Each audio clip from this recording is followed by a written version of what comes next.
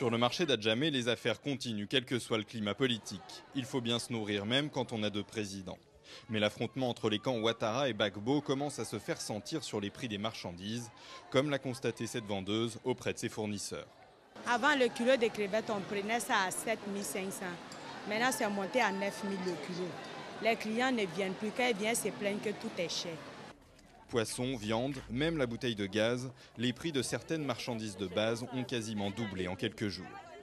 Avant, je prenais 4 000 francs pour faire le marché. Maintenant, avec 4 000 francs, ça ne suffit même pas.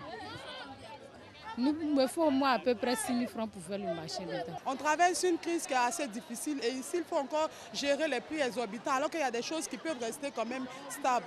Je me dis que les gens profitent quand même pour gonfler un peu les prix. Au port d'Abidjan, les autorités assurent pourtant que le trafic n'a pas baissé, mais reconnaissent que certains containers sont restés bloqués et que l'activité a été perturbée par la mise en place du couvre-feu.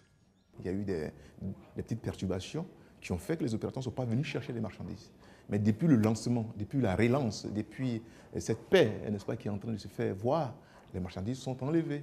Une version optimiste qui n'est pas partagée par tous.